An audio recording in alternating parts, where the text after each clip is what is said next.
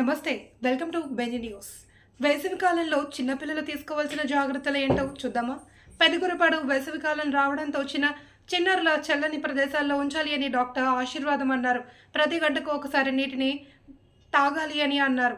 Diarrhoea లాంటి సూచనలు కనిపిస్తే దగ్గరలోనే డాక్టర్ను సంప్రదించాలి అని, గ్లూకోజ్ అధికంగా ఇవ్వాలి అని అన్నారు. వడదెబ్బ తీరు అధికంగా ఉందన్న వల్ల చిన్నారులను ఇంటికే పరిమితం చేయాలి అని కోరారు.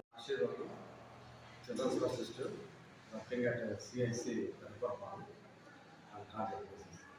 ప్రస్తుతం ఇప్పుడు ఈ సీజన్లో ఇంతకుముందు కంటే ఈ సమ్మర్ సీజన్ చాలా తొందరగా ఎక్కువ రావడం, అధిక వేడిమి ఎక్కువగా ఉంటుంది. ఈ సీజన్ అంతా ఎక్కువగా మామూలుగా పిల్లల్లో తరచుగా కామన్గా వచ్చేది డైరియాస్, నీళ్ళ విరోచనాలు ఇలా వచ్చే అవకాశాలు ఎక్కువ ఉంటాయి.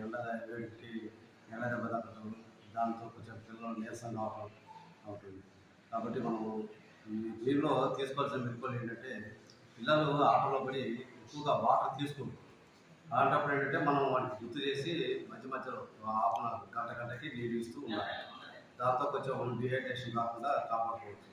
ఎక్కువగా ఈ కూల్ డ్రింక్స్కి ఇది కాకుండా, కూల్ డ్రింక్స్ తాకుండా పిల్లలకి అలవాటు చేయకుండా మజ్జిగతో కానీ, లేకపోతే ఓఆర్ఎస్ ప్యాకెట్స్ ప్రతి గవర్నమెంట్ హాస్పిటల్లో అవైలబిలిటీ ఉంటాయి.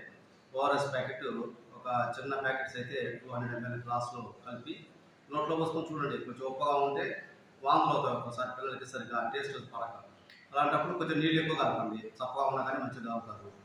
మోషన్ ఒకవేళ నీళ్ళ విరోచనం అనుకోండి, ప్రతి మోషన్ పోయినప్పుడు చంటి పిల్లలకైతే నీళ్ళ లోపలైతే ప్రతి మోషన్ పోయినప్పుడు 50 ml తాగిస్తామండి.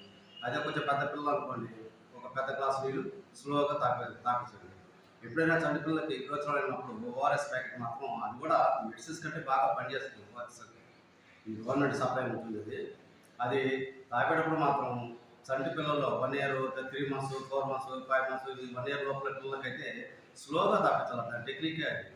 ఇలా మోషన్ పోయినప్పుడల్లా ఒక 50 ml స్లోగా, 10 ml 2 చెంచాలు తాగడం, ఒక 10 నిమిషాలు వెయిట్ చేయాలి. మళ్ళీ 2 నిమిషాలు తాగడం, 10 నిమిషాలు వెయిట్ చేయాలి. అలా స్లోగా ఇస్తే ఆ తీసుకున్న వాటర్ అనేవి రక్తంలో కలిసిపోతాయి. ఫాస్ట్గా తాగారనుకోండి మళ్ళీ వామిటింగ్స్ అవ్వడం, మోషన్స్ కూడా ఏమైతే తాగినారో అది మళ్ళీ కింద నుంచి వెళ్ళిపోతాం. అందుకని స్లోగా ఓఆర్ఎస్ ప్యాకెట్ కొంచెం మిలుపు ఉండి రాత్రి బావులు నీళ్ళ విరోచనం వచ్చిన పిల్లలకి మాత్రం స్లోగా తప్పిస్తే అది మోర్ దాన్ మెడిసిన్ కింద ఇంకా బాగా పనిచేస్తుంది.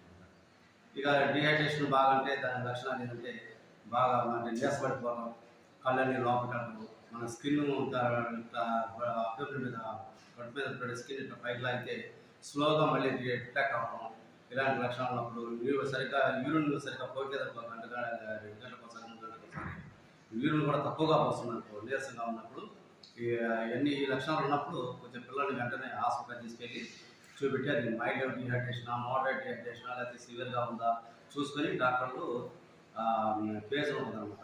ఆ ప్రకారంగా ట్రీట్మెంట్ ఇవ్వడం జరుగుతుంది.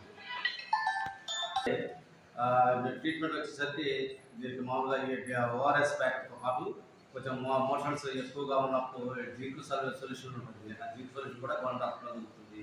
మేము మరీ ఎక్కువగా కొంచెం బంక విరోచనాలు అట్లా అవుతుంటే కొంచెం ఫుడ్ పాయిజన్ అయినప్పుడు కూడాను మెట్రోజన్ సెల్స్ కానీ, దాంతోపాటు కొంచెం ఓఫ్లాక్సిన్ అని చెప్పేసి యాంటీబయాటిక్ అని యూజ్ చేసుకుంటే కూడా తొందరగా ఉంటుంది. మెయిన్గా ఏంటంటే మనం ఈ సమ్మర్లో పిల్లలకి నీళ్ళ విరోచనాలు రాకుండా, మరి ఒకవేళ డిహైడ్రేషన్లో ఉన్నప్పుడు లేదా హీట్ స్ట్రోక్ అయినప్పుడు ఏ మెరుగులు తీసుకోవాలో ఇవన్నీ కొంచెం కొబ్బరి బొండ నీళ్ళు ఎక్కువ తాగించడం. కూల్ డ్రింక్స్ మాత్రం అస్సలు ఎంకరేజ్ చేయకండి. కొబ్బరి నీళ్ళు కానీ, మజ్జిగ కానీ, పోతే ఓఆర్ఎస్ ప్యాకెట్ నీళ్ళు కానీ, ఏదైనా పండ్ల రసాలు కానీ తాగితే మంచిది.